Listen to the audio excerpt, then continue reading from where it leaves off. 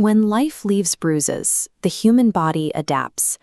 The nervous system learns to brace against psychological pain, locking down to protect us.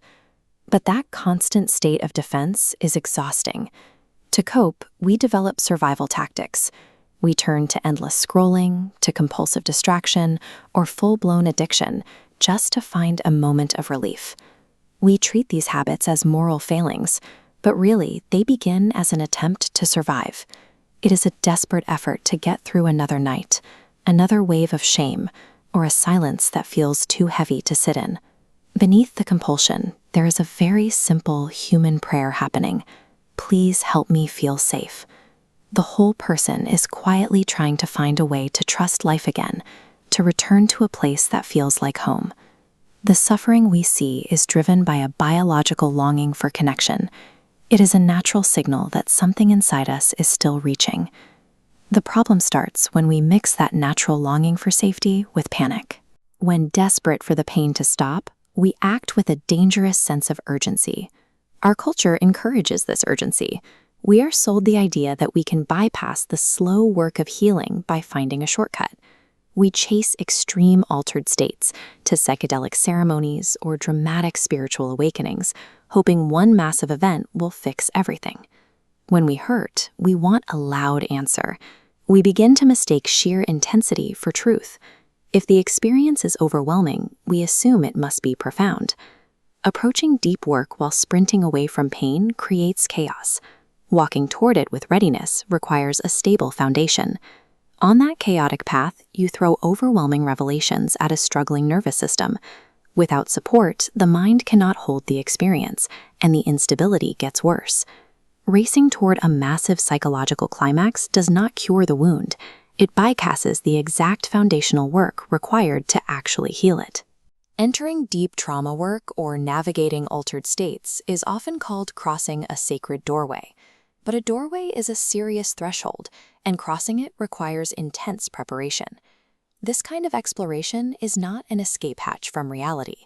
It is not a performance to prove how awake you are, and it absolutely cannot bypass the slow, humble work of being honest with yourself.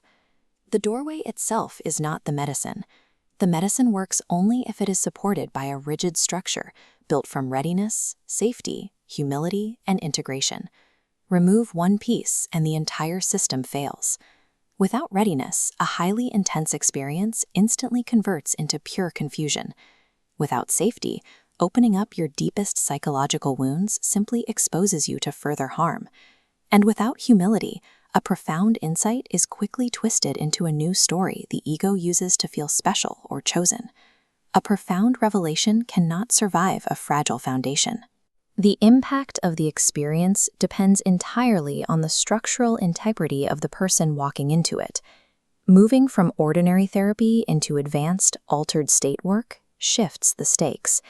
This material requires a highly protected container to hold it. We are dealing with incredibly sensitive, volatile variables here. Every individual brings a unique medical history, a specific psychological background, and a nervous system with its own exact limits. Yet we constantly see deep trauma healing and total ego dissolution compressed into catchy internet slogans or casually sold as weekend retreats.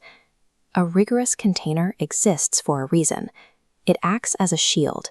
It protects the nervous system from the severe damage that occurs when you consume powerful psychological mysteries casually. Tearing down these boundaries in the pursuit of a quick fix guarantees failure. Stripping away the structure to force a breakthrough is simply spiritual recklessness. This brings us to the grand illusion of the peak experience. A beautiful, explosive revelation might feel amazing in the moment, but on its own, it does not equal actual transformation. The true metric of a breakthrough has nothing to do with what you saw at the peak. It is determined entirely by how you live your daily life afterward. Did it make you kinder? Did it make you more honest? Turning a quick glimpse into permanent change requires integration.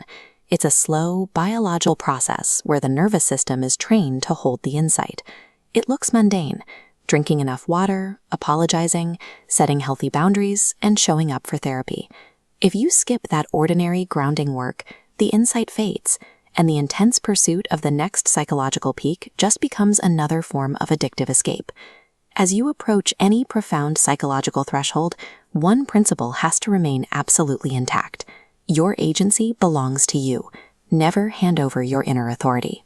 Not to a confident teacher, not to the pressure of a community, and certainly not to the powerful, commanding certainty that an altered state can create in your mind. You are allowed to pause. You are allowed to wait. Choosing a slower path or explicitly saying no to an intense experience is a valid and powerful decision. You do not need extreme methods to find awareness. The doorways are already everywhere around you.